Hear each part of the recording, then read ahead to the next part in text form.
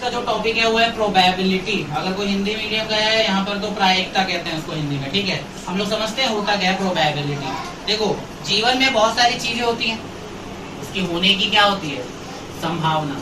तो probability maths का वही पार्ट है जहाँ पे आप क्या पढ़ते हो, संभावना होने, किसी भी चीज के होने की क्या पढ़ते हो, संभावना को पढ़ते हो। तो यहाँ पे कुछ केसेस आएंगे, उसकी संभावना को आप लोग पढ़े होंगे और वो हम लोग डिस्कस करेंगे। जैसे एक सिक्का उछाला तो हेड आने की क्या संभावना है और टेल आने की क्या संभावना है, ठीक है। या फिर मैं कहता हूँ एक टीम है, क्रिकेट का गेम चल रहा है, टीम ए है टीम बी है, टीम ए जीतेगी, उसकी जीतने की संभावना क्या है, टीम बी के जीतने की संभावना क्या है। तो ये जो मैं बातें कर रहा हूँ मैथ्स में, उस चीज को हम लोग क्या बोलते हैं, प्रोबेबिलिटी बोलते हैं। सिंपल भाषा में ये, ठीक है। किसी भी घटना के मतलब किसी भी चीज के होने के चांसेस कितने हैं, संभावना कितनी है, ठीक है। उसी चीज को निकालने को मैथ्स में क्या कहा जाता है, प्रोबेबिलिटी कहा जाता है। इतनी बात क्लियर है। अच्छा, प्रोबेबिलिटी से ही नहीं क्लियर होगा, यहाँ पर मैंने कुछ बातें लिख रखी है, कुछ टर्म्स लिख रखी है, आपको पहले उसको समझना होगा। मैंने सबसे पहले लिखा है प्रोबेबिलिटी को निकालने का एक फॉर्मूला। ये आप देख सकते हो, एक चीज ऊपर लिखी है बटे में, कुछ एक चीज नीचे लिखी है। इसका मतलब प्रोबेबिलिटी जब भी हम सॉल्व करेंगे, मतलब आंसर निकालेंगे, तो उसमें ऊपर में कोई एक बात लिखी जाएगी और बटे में एक नीचे में बात लिखी जाएगी। लेकिन ऊपर में क्या है और नीचे में क्या है वो समझाता हूँ। Number of favourable outcome of an event, favourable outcome की बात होगी। फेवरेबल आउटकम क्या होता है, आउटकम क्या होता है मैं उसकी बात करता हूँ। ऑफ एन इवेंट, इवेंट क्या होता है उसकी बात करते हैं। और टोटल नंबर ऑफ आउटकम्स, ये आउटकम्स क्या होता है, आपको आउटकम नया सब सुना होगा। अब ये आउटकम क्या होता है। अच्छा, ये जितने भी आउटकम होंगे किसी ना किसी एक्सपेरिमेंट के या किसी इवेंट के होंगे।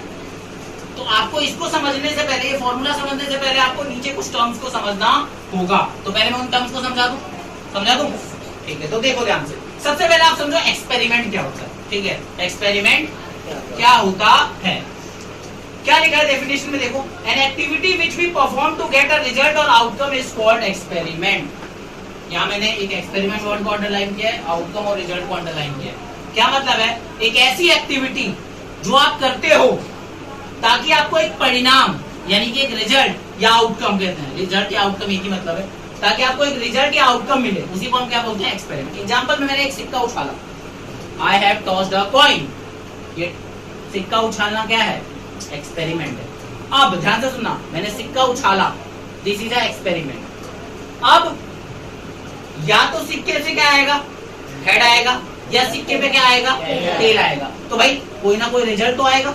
तो जो रिजल्ट आएगा वो आपका क्या होगा, आउटकम। क्या होगा, आउटकम। अब आउटकम क्या हो सकता है सिक्के उछालने के दौरान, एक सिक्का उछालने के दौरान आउटकम क्या हो सकता है, या तो हेड होगा या टेल होगा।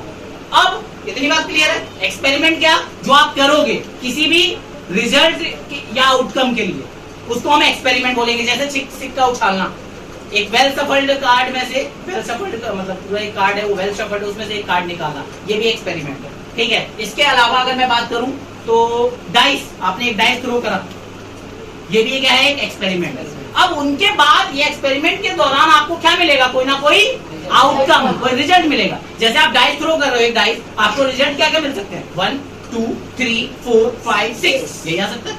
अगर आप एक कार्ड वो करते हो तो 52 कार्ड्स में से आपको कोई सा भी कार्ड ऐसा आउटकम मिल सकता है, बिल्कुल ठीक है। अब इतनी बात क्लियर है, एक्सपेरिमेंट क्या होता है और आउटकम क्या होता है, ये बात क्लियर है। सिक्का आपने जो उछाला वो आपका एक्सपेरिमेंट है, और उस एक्सपेरिमेंट के आपको रिजल्ट्स क्या मिल रहे हैं, परिणाम क्या मिल रहे हैं, वो आपके क्या है, आउटकम्स। ठीक है, बात क्लियर है। अगर ये क्लियर है तो अगला बात समझो, ठीक है। तो मैंने एग्जांपल भी लिख दिया, जैसे थ्रोइंग अ डाइस, ठीक है, टॉसिंग अ कॉइन,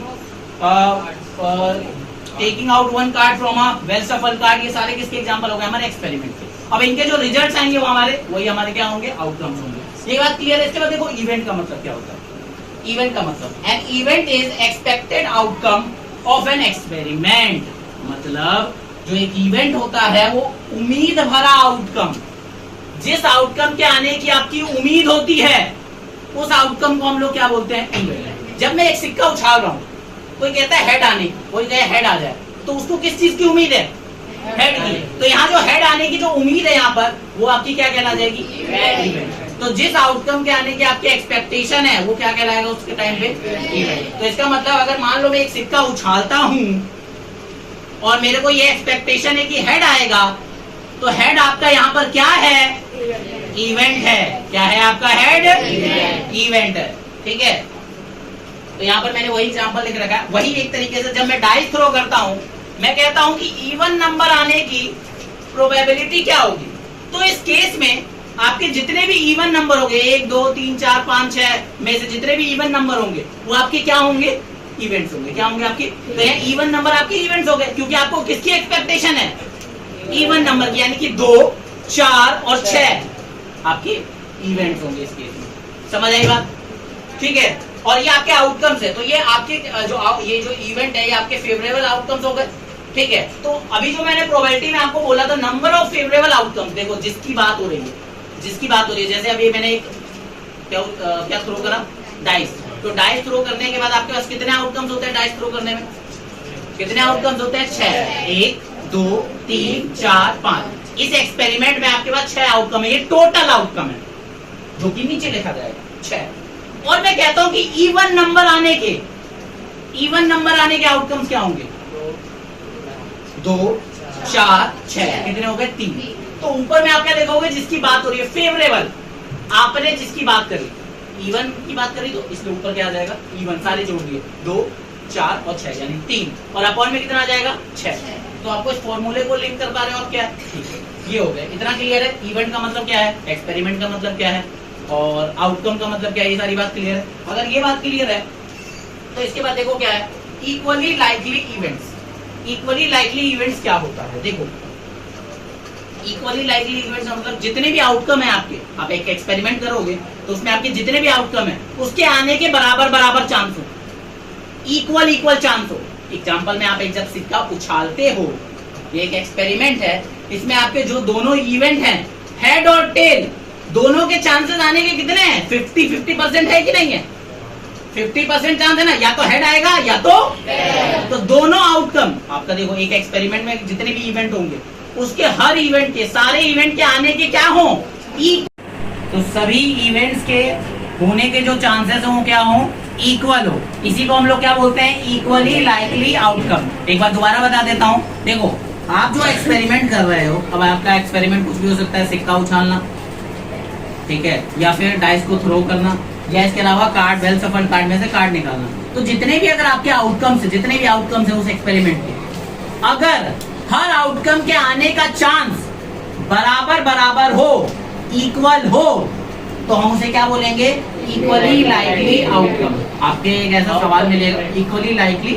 इवेंट, ठीक है, समझ आई बात। तो उस इवेंट को हम लोग क्या बोलेंगे, इक्वली लाइकली इवेंट कहेंगे, ठीक है। अच्छा देखो, इवेंट को और 2-4 टाइप है उसके, क्या क्या है देखो, certain event, uncertain event. Certain event को और क्या कहते हैं, श्योर इवेंट। और अनसर्टेन इवेंट या और इम्पॉसिबल इवेंट, अनसर्टेन को क्या कहते हैं, इम्पॉसिबल कहते हैं। आप समझो क्या मीनिंग होता है।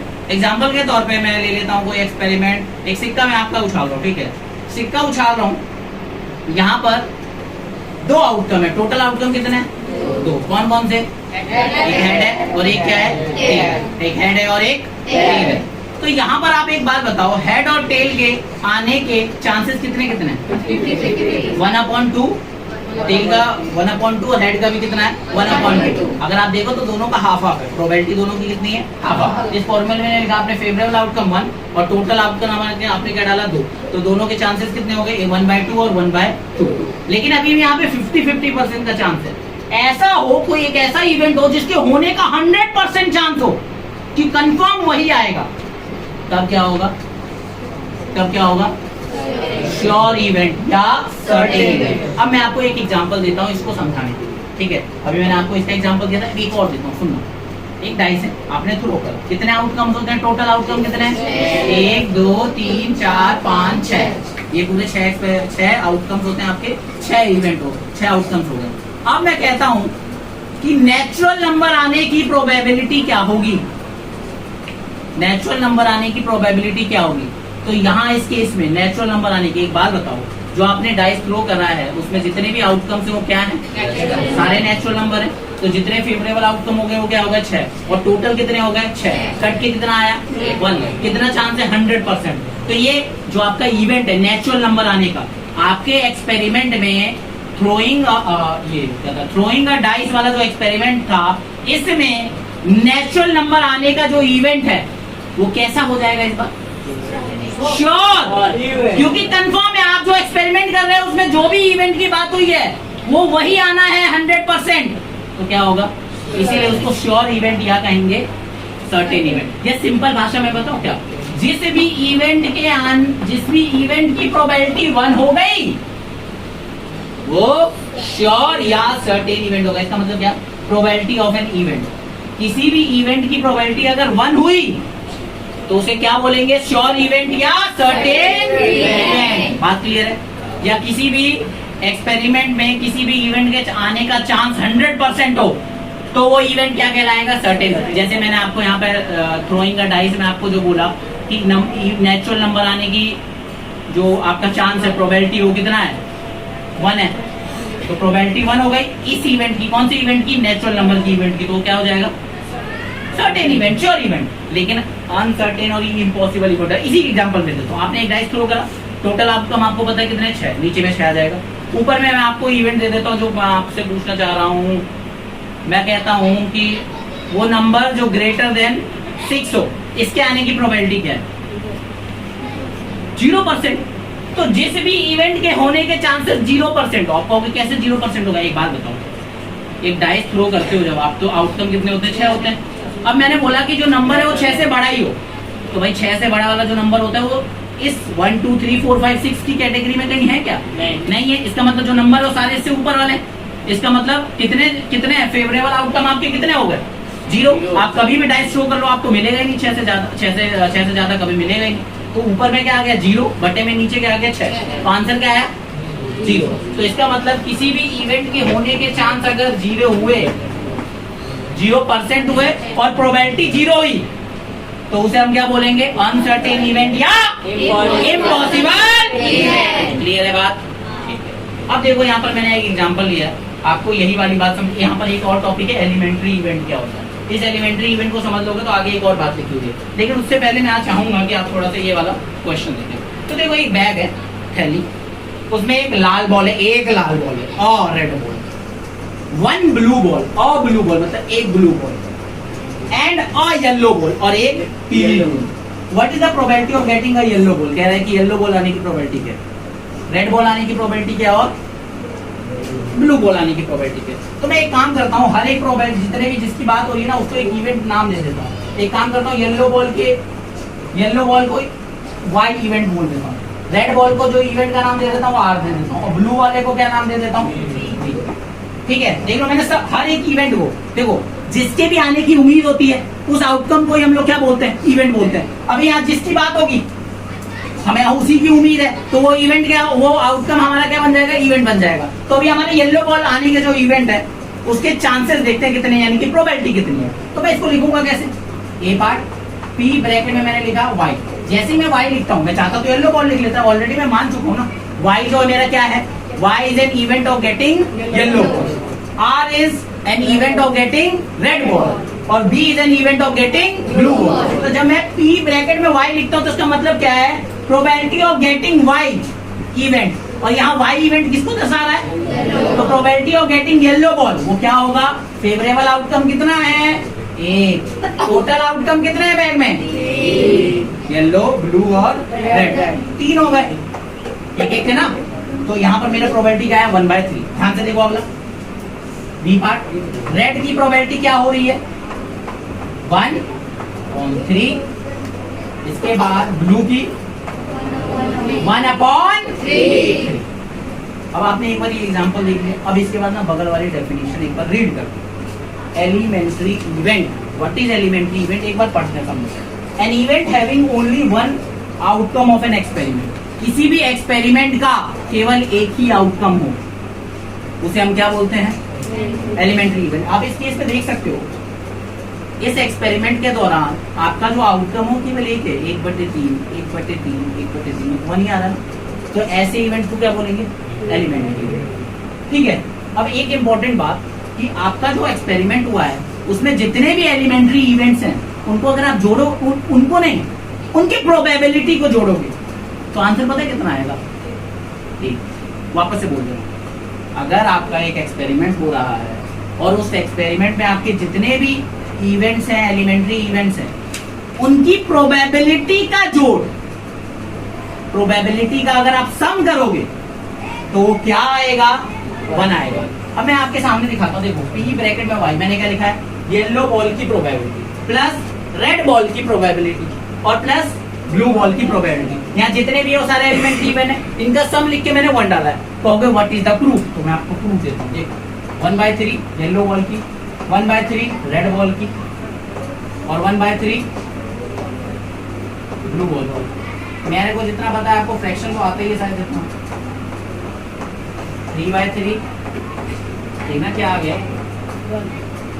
1 आ गया क्या? इसका मतलब है जो बात लिखी मैंने वो सही है ना। अच्छा ठीक है, इसके साथ देखो एक टॉपिक में आपको और बता दे रहा हूँ, जगह नहीं है लेकिन यहाँ बता दे रहा हूँ। कॉम्प्लीमेंट्री इवेंट क्या होता है, क्या होता है कॉम्प्लीमेंट्री इवेंट, क्या बता रहा हूँ आपको, कॉम्प्लीमेंट्री इवेंट क्या होता है मैं आपको समझा देता हूँ, देख लो ध्यान से। ये टॉपिक मैं आपको समझाने जा रहा हूँ, कॉम्प्लीमेंट्री इवेंट क्या होता है। देखो जब जस्ट अपोजिट इवेंट की बात हो रही है, क्या कहने का मतलब क्या है, मैं आपको एग्जांपल देता हूँ। जैसे एक एक्सपेरिमेंट हुआ, उस एक्सपेरिमेंट में आपने किसी इवेंट के होने की प्रोबेबिलिटी पूछी, तो उसके ना होने की क्या होगी, जस्ट अपोजिट बात है। तो अगर मैं इवेंट ई बोलता हूं तो उसके जस्ट अपोजिट को ई बार बोलूंगा, क्या बोलूंगा, ई बार। तो जो इवेंट्स आपस में एक दूसरे के जस्ट अपोजिट इवेंट्स हो, होने की पूछा है तो ना होने की उसका कॉम्प्लीमेंट्री हो गया। एग्जाम्पल में इंडिया के मैच जीतने की प्रोबेबिलिटी,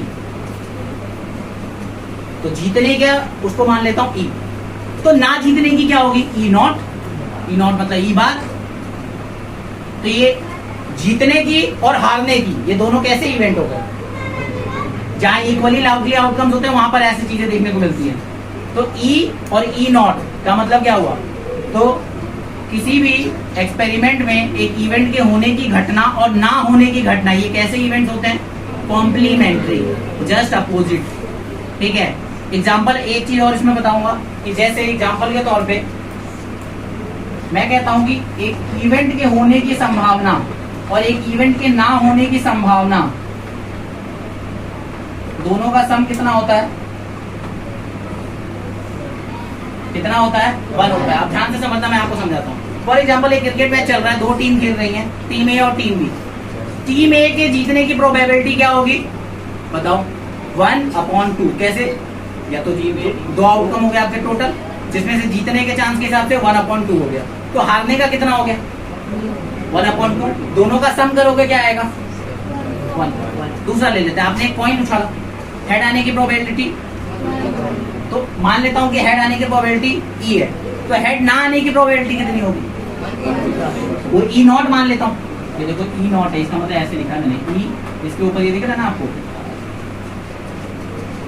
ये नॉट दिख रहा है ना, ये बाहर देना कह रहा हूं जिसको, तो पी ई प्लस में पी ई नॉट। तो हेड आने की और हेड ना आने की जो प्रोबेबिलिटी का सम है वो क्या होगा, 1 होगा। क्या होगा, 1। और ऐसे इवेंट्स आपस में क्या कहलाएंगे, कॉम्प्लीमेंट्री इवेंट। क्लियर है बात, छोटा टॉपिक था तो मैंने यही बता दिया। देख लो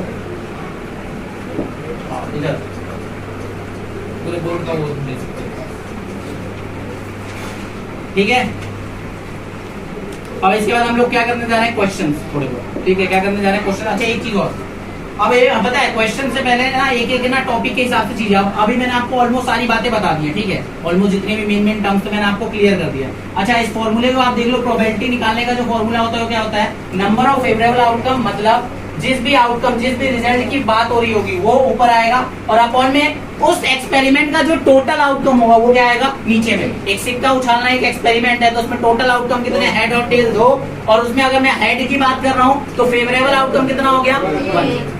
तो 1/2 मेरी क्या आ जाएगी, प्रोबेबिलिटी। और करने का तरीका क्या होता है, आप ऐसे लिखोगे, पी ब्रैकेट में उस इवेंट का नाम लिखोगे जिसकी आप बात कर रहे हो। जैसे पी ब्रैकेट में मैं क्या लिख दूंगा, येलो बॉल, या फिर आप उसको नाम दे सकते हो पहले स्टार्टिंग में, और उसके बाद क्या कर सकते हो आप, फेवरेबल आउटकम, और अपॉन में क्या लिख सकते हो, टोटल आउटकम। आपको और क्लियर हो जाएगा जब मैं आपको क्वेश्चन और कराऊंगा। ठीक है, करना कैसे, आप बात क्लियर हो रही है कि नहीं हो रही है, पहले बताओ, ये क्लियर है, ये क्लियर है बात।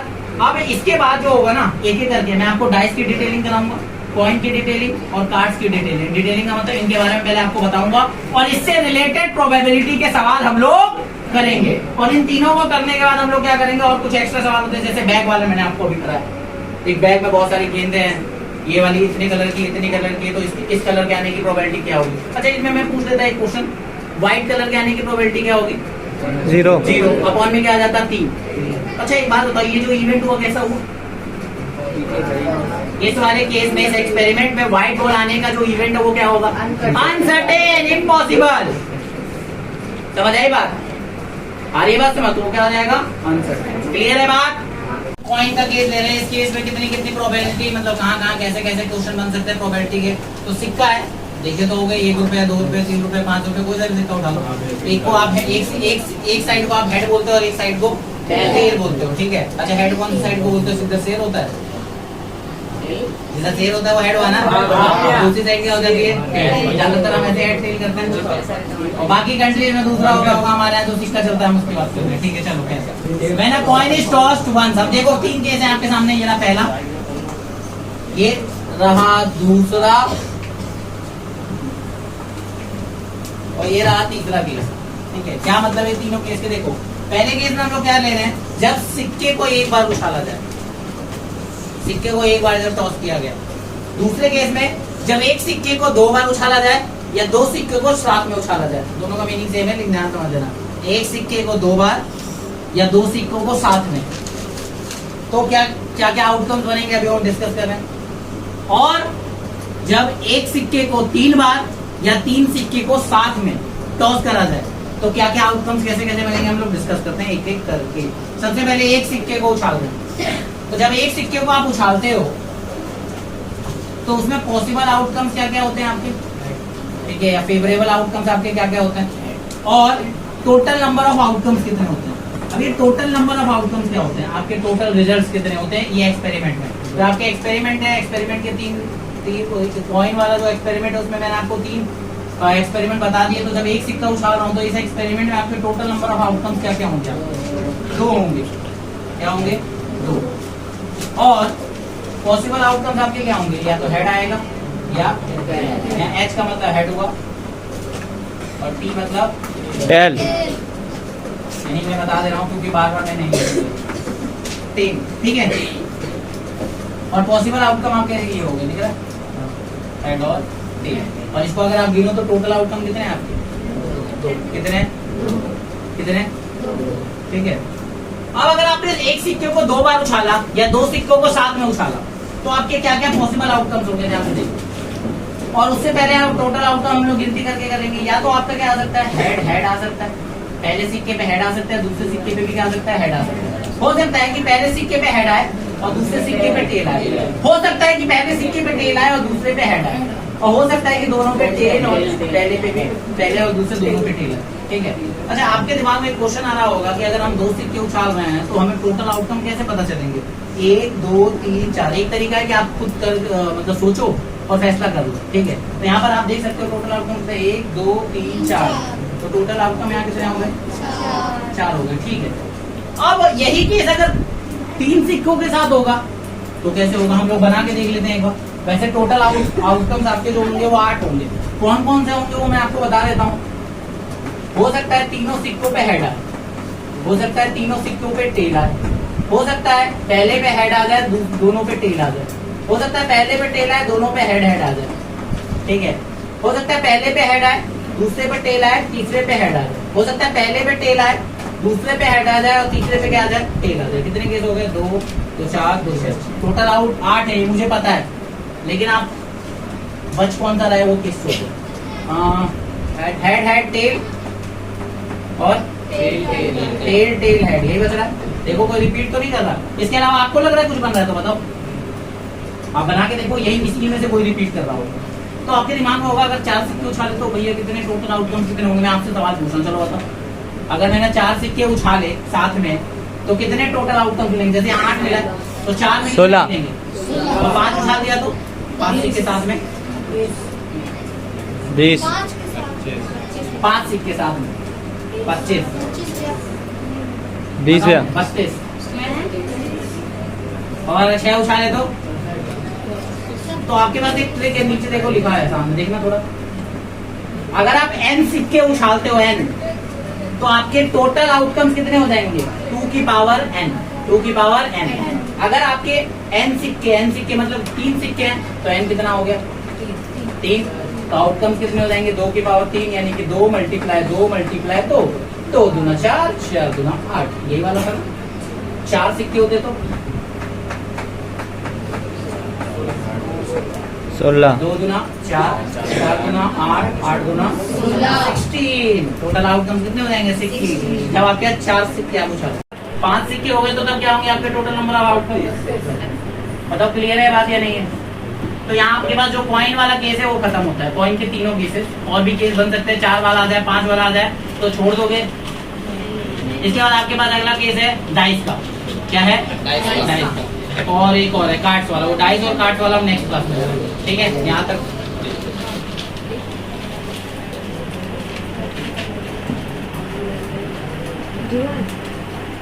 इस पे क्वेश्चंस कर लेते हैं प्रोबेबिलिटी से रिलेटेड। मान लो क्वेश्चन पूछा जाता है इस वाले केस में, प्रोबेबिलिटी ऑफ गेटिंग हेड क्या होगा 1/2। फेवरेबल क्या है 1, टोटल कितना हो गया 2। प्रोबेबिलिटी ऑफ गेटिंग टेल क्या होगा 1/2। इसमें यही 2 क्वेश्चन बन सकता है, ठीक है। अच्छा यहाँ पर क्वेश्चन आ गया, जैसे यहाँ पर ध्यान से देखना, 4 केस आपको दिख रहे हैं ना टोटल 1 2 3 4। अब मैं क्वेश्चन पूछता हूँ what is the probability of getting head. बताओ हेड आने की probability, only head, only head आने की प्रोबेबिलिटी 1/4। ओनली हेड मतलब केवल हेड आ रहा हो तो ये केस है जिसमें हेड आ रहा है। अच्छा ओनली टेल आने की 1/4, ठीक है। Probability of getting 1 head only, केवल एक हेड आ रहा हो, केवल एक हेड आ रहा हो, केवल एक हेड। कौन कौन से, एक तो ये है और एक ही है। 1 2 बाय करके कितना आ जाएगा 1/2। और ऐसे ओनली 1 टेल हो जाता तब क्या होता आंसर सेम 1/2 हो जाता। अच्छा मान लो क्वेश्चन ये आ जाए probability of getting at least 1 head. अच्छा ये हो जाता पहले probability of getting no head, कोई भी हेड ना है। कोई हेड ना आने की प्रोबेबिलिटी का मतलब क्या हुआ, कौन सा केस है नो हेड, कोई हेड ना आए, मतलब यही केस है जिसमें हेड नहीं आ रहा, बाकी सब में हेड आ रहा है तो 1/। अगला बताओ probability of getting no tail 1/4 कैसे, नो टेल केवल एक केस में आ रहा है जो कि ये है। आगे probability of getting at least 1 head, eight least 1 head का बताओ। पहले आप सबसे पहले एट लीस्ट 1 हेड का मतलब समझ लो। ये एट लीस्ट का मतलब होता है कम से कम एक हेड। कम से कम एक हेड का मतलब क्या हुआ, एक हेड और उससे ऊपर वाले।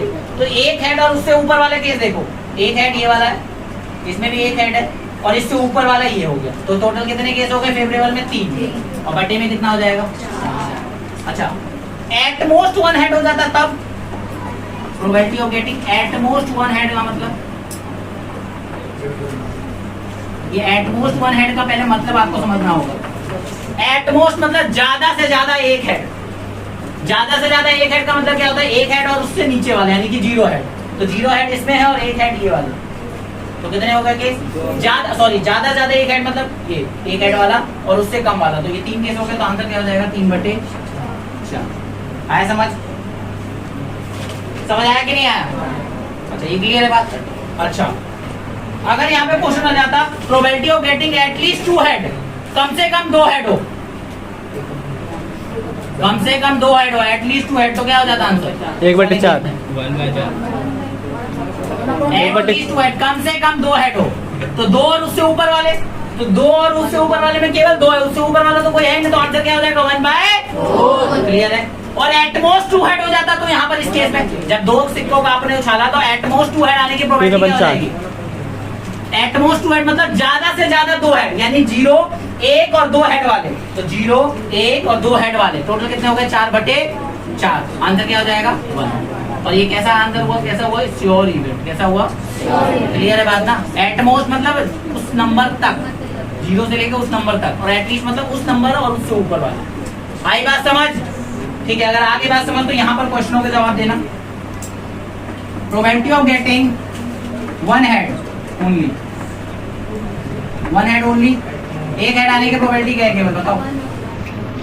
हेड, वन हेड आने की प्रोबेबिलिटी केवल एक हेड हो। इसमें तो तीन हेड है, इसमें कोई हेड नहीं है, इसमें एक हेड है, एक इसमें दो हेड है, इसमें दो हेड है, इसमें एक है, दो तीन, तीन केस हैं और बटे में कितना हो जाएगा? 8। ठीक है। अच्छा ओनली टेल हो जाता, ओनली वन टेल हो जाता, तभी क्या हो जाता? 3/8 हो जाता। चलो इसके अलावा अगर मैं कहूँ वही एटलीस्ट वाला लेते हैं, या नो हेड वाला आ जाता तो नो हेड आने की प्रोबेबिलिटी 1/8। एक केस है जिसमें कोई हेड नहीं है, वो है टेल वाला, तो 1/8 हो जाएगा। अच्छा नो टेल वाला हो जाता तब क्या हो जाता? नो टेल में भी क्या हो जाएगा? 1/8। एक ही केस है जिसमें कोई टेल नहीं है, वो कहाँ है? बाकी सब में टेल है, एक ना एक तो है। ठीक है। अगला केस देखो, अगर probability of getting at least one head, at least one head मतलब कम से कम एक हेड आए, इसको हटा दूं तो कम से कम एक हेड का मतलब एक हेड या उससे ऊपर वाले, एक हेड या उससे ऊपर वाले को अगर आप देखो तो इसमें एक हेड और उससे ऊपर हेड है, इसमें 0 हेड है तो ये नहीं लिया जाएगा, तो एक ही हो गया। इसमें भी एक हेड है तो 2 हो गया, इसमें भी एक हेड उससे ऊपर हेड है तो 3, इस वाले में भी देखो है 4, 5, 6, 7/8 हो जाएगा। और एटलीस्ट वन टेल के लिए भी यही हो जाता।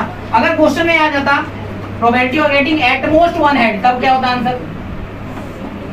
एटमोस्ट वन हेड, ज्यादा से ज्यादा एक हेड, मतलब एक हेड और उससे कम वाले हेड, एक से ज्यादा वाले नहीं होगा, कम वाले में आ गया एक,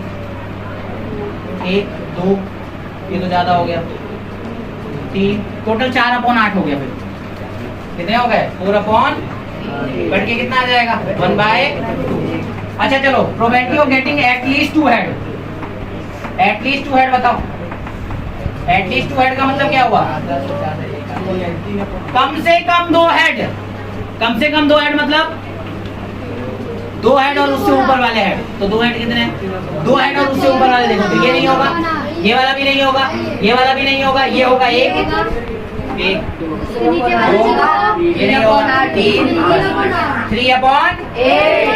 और एटमोस्ट 2 हेड हो जाता तो एटमोस्ट 2 हेड बताओ, ज्यादा से ज्यादा 2 हेड कौन कौन सा हो गया? भैया एटलीस्ट वो भी तो आएगा, कौन सा? एटलीस्ट 2 हेड में HHH भी तो आएगा, ज्यादा मतलब कम से कम 2 हेड आ सकते हैं।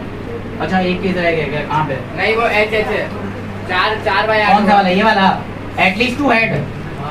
तो एटलीस्ट 2 हेड मतलब 2 या उससे ज्यादा, 1, 2, 3, हाँ एक ये 4, 4/8 हो जाएगा। Good, very good, correct. आगे एटमोस्ट 2 हेड, एटमोस्ट 2 हेड मतलब ज्यादा से ज्यादा 2 हेड, मतलब 2 और उससे कम वाले, 2 और उससे कम वाले कौन कौन से हैं? देखो 1, 2, 3 और वो कम वाले देखो 4, 1, ये 2 और उससे कम वाले में आए 1, 2, 3, 4, 5, 6, 7, ये नहीं हो तो 7/8। इसी तरीके से आप at least 3 head, at least at most 3 head, इस टाइप के क्वेश्चंस कर सकते हो। अगर आएगा तो छोड़ दोगे, बढ़िया कर लेना, फिर बढ़िया बस कर दे।